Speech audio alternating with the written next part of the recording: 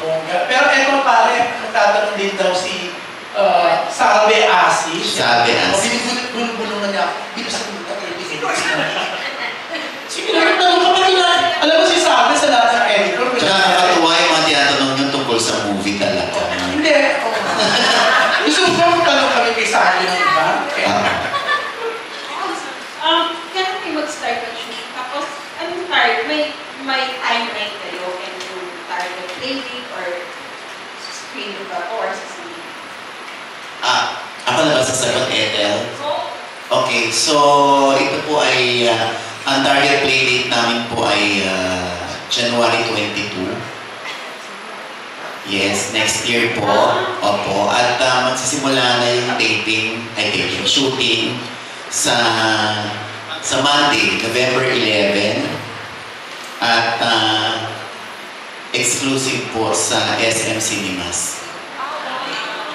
So, may mga ganun na ngayon para hindi na masyadong, kasi pag pinadistribute mo pa sa iba, baka mag-away lang kayo. So, dumiretso kami sa SM. So, SM will help us spread the news by showing the 30-second teaser during the MMFF. So, as a producer, after this, may mga plans? Yes, may mga plans ako like tomatoes, kangkong, depende. Meron naman akong grupo ng mga kung gusto pa nila. Alam mo, sa totoo lang, di ba? Alam naman natin yan. Sa 10 pelikulang pinalalabas, swerte na yung 3, 4, humamig sa takilya. Diba? Pero kung mapapansin natin, yung iba talagang pa rin, sumusugal, tumutulong pa rin sa industriya. Kasi, syempre, at the end of the day, ayaw pa rin natin mamatay yung industry. Lalo na gusto natin itulak lahat ng mga manonood para literal na pumunta ng sinihan para manood. Itong pelikulang ito ay makaka-relate. Ikaw bilang anak, ikaw bilang nanay, ikaw bilang tatay, makaka-relate ka dito. Ay, ako yan. Oh my God, ako yan ang bata. Yung ganon. Tapos, ang dami pang revelation dito sa movie. Kaya, tuwan-tuwa yung buong cast dahil first time na makakilala na si Tita Susan, siya dapat magkwento dahil siya veterano na yan sa industriya. Alam niyo po, kung may movie na pag tinanong ninyo, may kontrabida ba dito? Ang masasabi namin, ito isang pelikula walang kontrabida. At si Direk Lau po ang mag-elaborate on that. Sino po ang talagang kontrabida ng movie nito?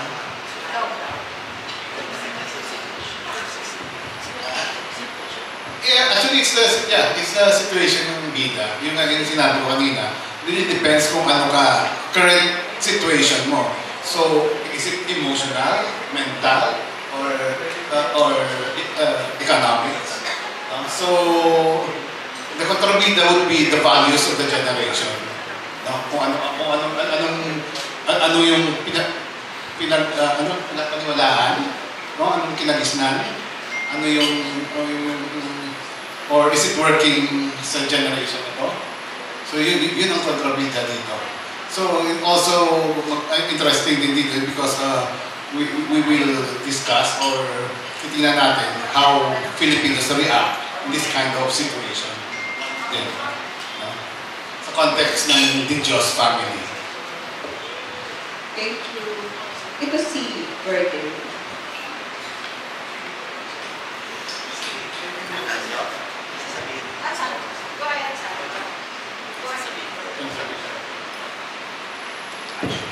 Sinaraw yung bida at kontrabida dito. So, siya nagsimula na wala raw kontrabida dito.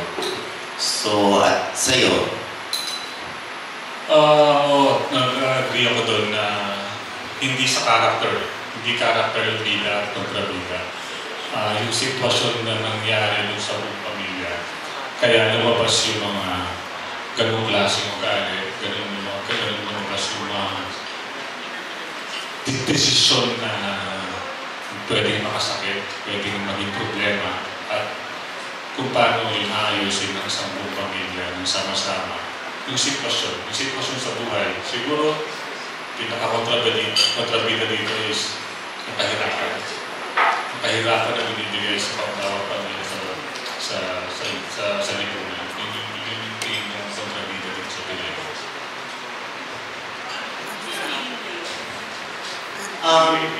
Yung tubang na how to get away from my toxic family, parang inspired me sa How to Make Millions Before Grandma Dies. As in, SM Cinemas and then, parang ganun yung style. Yes, sagutin mo muna, may sunod akong tanong. Okay. So, yung How to Make Millions Before Grandma Dies, napanood din namin yun. Pero, kung inspirasyon, yes, nag-inspirasyon natin siya. Pero iba mo yung kwento nito. So, ako lang nakaisip na gawin siyang how to get away from my toxic family, na nakakatuwa kasi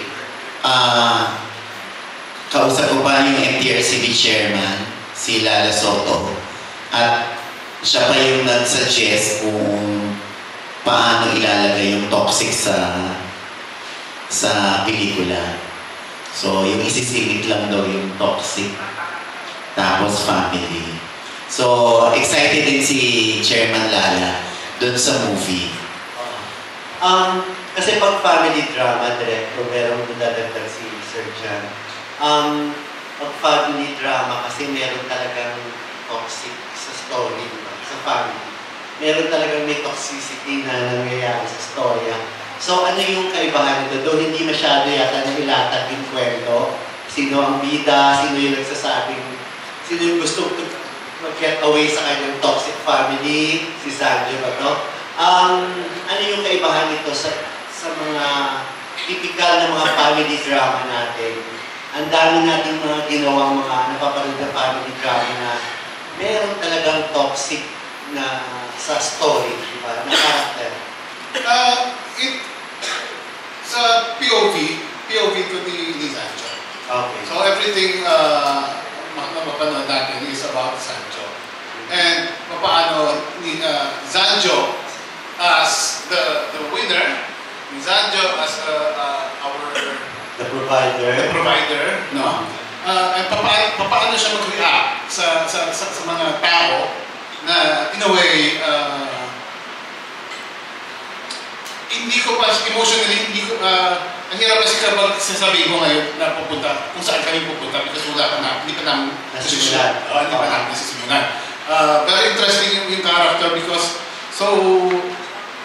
na may gray area din kasi sometimes, no? Na ayaw ko rin pumunta doon na maging righteous yung character because ito yung tatingin niya, no? So, gusto ko rin pumunta na titingnan natin, dapat dig deeper tayo ang emotion niya as the provider, kung anong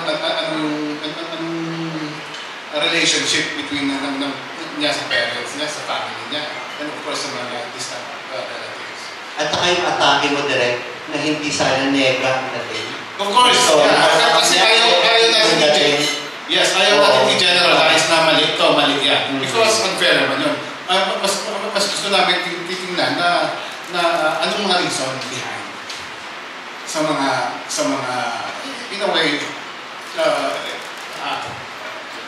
nasa totoo buhay. So kasi gusto lang namin maging balance din. Hindi lang naman very interesting yung title because at the end of the day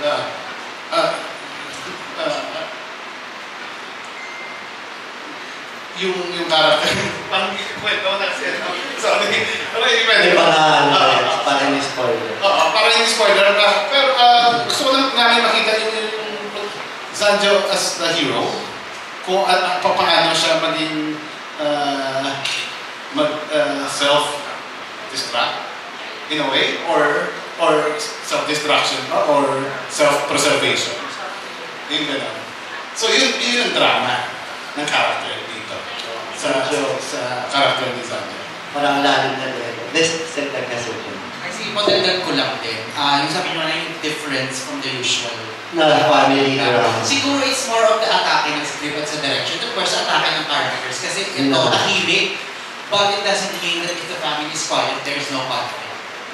So dun tayo uhugot na minsan di ba kasabihan, silent waters run. Pero later on, sumasabog. Yes. Diba? Unti-unting pagsabog. Naiipon. Yeah. Unti-unting pagsabog, minsan, ng character ko minsan. Character design. Yun po yung aabangan natin. Yun lang. Kasi, diba, sa Pilipina, bigyan naman si Sanjo, ang matiisip talaga yung Gen Z. Ang tanong dito, hanggang kailan titiisin ang character ni Sanjo ang lahat ng nangyayari sa pamilya. And I believe na tayo may Sancho na characters sa pamilya natin. Yun nga sana next question ko direct. Sa lahat, siguro kung sino gusto sumagot, except si Johara at si Tina, parang bata pa kasi nila, baka hindi pa nila masyado na yung toxic sa family, di ba? Lahat siguro makaka-relate, baka lahat, I'm sure lahat ng masagot tayo nakaka-relate na mayroong toxic talaga sa pamilya natin. Di ba? Or kahit sa sarili din natin. Paano nyo nahahandle yung gano'n sa inyo, personally sa inyo? And we started from Sanjo. Paano mo yung, I'm sure siguro nakarelate ka rin, may toxic din talaga sa pamilya. Paano mo yung nahahandle at paano mo nalagpasan? Tapos ka na ba doon sa toxicity na yun? Ganun talaga ganun talaga, hindi mo mapipili kung sino pamilya mo. Paglabas mo sa mundo, sila yung pamilya mo. So nasa inyo na lang kung paano kayo mag-grow sa family. Hindi mawawala talaga yung, lalo na kung hindi ka naman nag-iisang anak, parang kami, 6 kami. So, siyempre, hindi naman pare-parehas na lahat kayo may suswerte yan, hindi maganda yung nangyari sa buhay. Pero, siyempre, tao lang tayo lahat, hindi natin may iwasan na may maingitan. Pero, wala, pamilya kayo eh. Kung sino meron, kung sino may kaya, sa dapat hindi mo na kailangan iutos yun. Dapat intindihin mo na bilang kapatid o bilang anak na huwag naman masyadong selfish, di ba? Kasi sinong tutulong sa kanila? Kung ikaw mismo kapamilya, hindi ka tutulong, mas lalang walang tutulong na galing sa labas. Diba? So, tingin ko, hindi siya parte siya ng buhay at hindi naman habang buhay magiging gano'n. Malilipasan, kailangan pagdaanan para matutuloy. Para matutuloy naman kung sino yung naging toxic doon, kung sino man yung lagi na lang sumusuporta o mga ano. Parang lahat yan may lesson. Lahat yan matututo sa dulo. Doon diliwanag at doon sisimula ang panibagong, di ba? Panibagong simula ng buhay nila. Sadly, hindi na masyadong detalye, siyempre. Hindi rin siguro sa unfairness sa mga ibang involved kung magkikwento mo ng gusto. Pero malaking bagay ba yung pagkakaroon na ng pamilya, may asawa ka na, may anak ka na, ay paano nalagpasan mo na yung toxic na yun?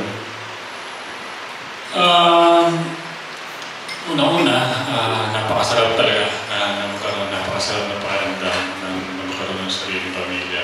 At alam na ngayon, meron na rin akong anak. Siguro yung pinaka-challenging, yung pinaka-tiring, pinaka-masarap at pinaka-gusto kong role sa buhay ko, yung maging asawa at maging tatay. Kay Rhea at sa anak namin. So,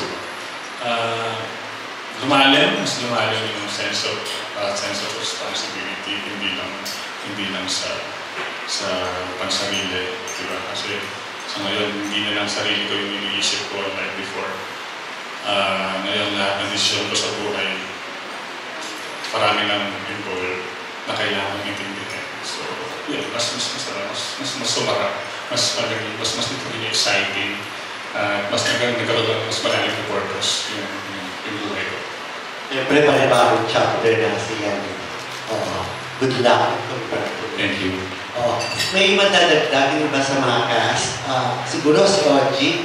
Oji, ang dami mo rin siguro pinagdaanan sa family. Paano mo na lagpasan yung ganong mga toxic talaga?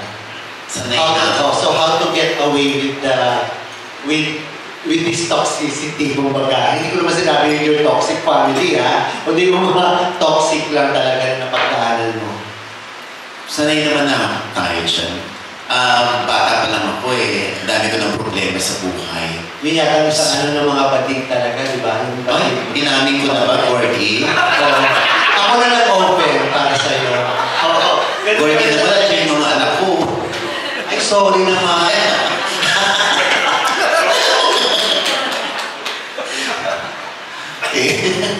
Hindi, di ba? Ang baling naman talaga ganoon, di ba? Yung dati, tampulan ng tukso, feeling nila salot sa bahay, malas sa bahay, malas ang baka sa bahay, ganyan. Noon yun. Ngayon mo sabihin yan, puputakin ka ng bashing. So, syempre, yung mga ganon, kesa magdamdam ako, yun ang nagpatatag sa akin. Ngayon mo ibigay sa paklang Gen Z yan, tinan mo.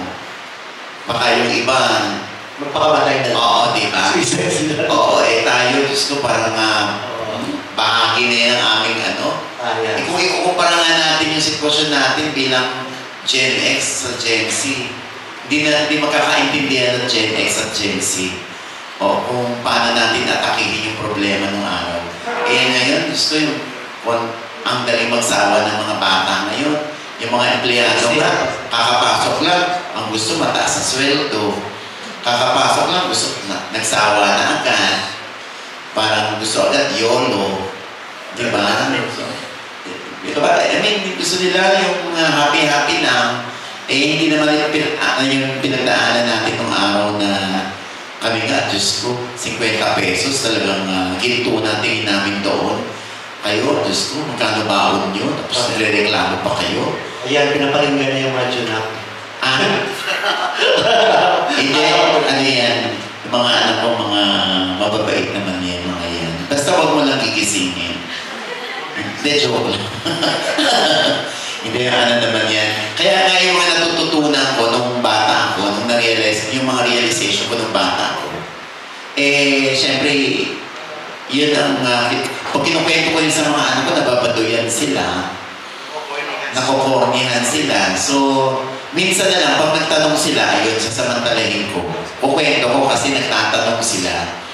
So, ganun yung mga bata ngayon, ikaw na mag-a-adjust sa kanila. Medyo pipihit ka rin para, kasi hindi kayo makakaintindihan pag pinairal mo yung pagiging sundalo mo nung araw sa kanila. Hindi pwede na yung ganyan ngayon. Kaya, nagkakaintindihan naman kami ng mga anak ko. Mga babae yan, ano? Kaya, si Richard, ikaw ba may nakarelate ka din sa mga anong karakter na tinutulog sa movie? At of course, napagdaanan mo rin yung gano'n, may mga toxic yung talaga, paano nalagpas? Parang hindi sa akin applicable yung ano, hindi ko alam kung toxic na pero disagreement sa family, meron mga normal naman yan. Maling decisions.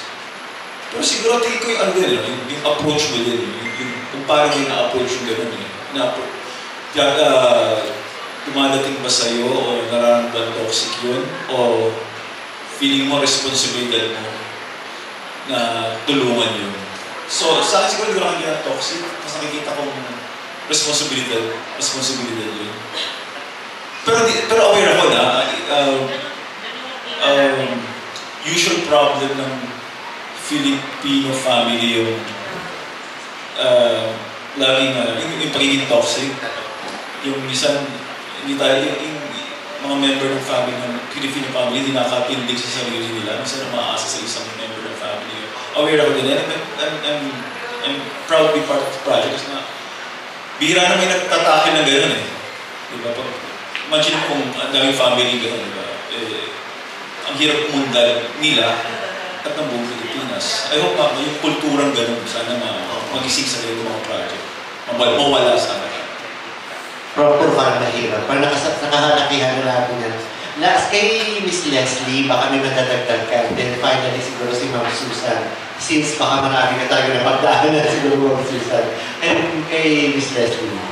Napakaganda ng pelikula, ng kwento. Kasi ever since I got involved, parang it made me reflect sa sarili ko pamilya, mga experiences. And it made me realize na hindi sa meron yung i-label mo toxic, pero question talaga kung ano yung mga nakagisnan natin. And a lot of times, parang thinking of my family, hindi sa sinasadya na maging toxic, pero sa nakagisnan nila, sa paniniwala nila, tama ako. So tama ako, kaya ako nilalaban ko, pero hindi ko alam na nasasaktan na pala kita. Na toxic. Toxic ka na pala sa akin. Yun nga, toxic ka na pala ako sa'yo. So parang iniisip ko din certain things na feeling ko tama ako na meron pala akong nasaktan na family member na hindi ko talaga sinasadya. So parang nagtatanong din siya na ano yung tatanggapin natin? Parang it also makes me ask kung ano yung unconditional love. May hangganan ba yun? Dapat ba mag-set ng boundaries? Tapos kung nag-set ka ng boundaries, ibig sabihin doon, hindi na siya unconditional love kasi parang nag-set ka ng hangganan. Yun nga, so parang ang galing kasi yung film asks a lot of questions and it also makes us reflect. And I think it will start a conversation na, oo nga, parang where are you coming from and what is your perspective? At yun, parang we will agree to disagree. How do we come to an understanding kahit iba-iba yung paniniwala natin at yung mga perspective? So, hindi sa parang masasabi natin siya yung tama, siya yung mali. Pero parang just really questioning all of that. And then if we really love each other, parang natin ayusin yun. So parang I feel like it will spark a lot of different conversations. At parang maraming rin reflections on my family and my experiences na yun, parang it makes me more mindful of my behavior. At ngayon, kasi syempre we have our family that we grew up with, tsaka yung chosen family natin. Ngayon na parang I'm more aware of certain things na toxic pala sa iba, parang I really try to break that pattern with my own daughter. Para I'm not mindlessly hurting her feelings. Yung talagang I make sure she tells me how she feels. I also explain where I'm coming from. Para kahit magkaiba kami ng perspective, makakahanap kami ng that middle ground. Thank you. Finally, Susan. Wala naman toxicity masyado sa family namin, pero sa observation ko po, I think 3 key factors in solving the toxicity in any family. Number 1, communication. If you can't communicate, go to a therapist, find a bridge para magkaroon ng communication sa family. I think number 2 would be acceptance. You accept your family as a member. And I think ang pinaka-importante sa lahat is love. Lalo na kung family kayo, mahirap magmahal sa mga tao, mahirap sa inyo. Pero siguro yun ang key ng buhay. Kasi our life really is really just for love.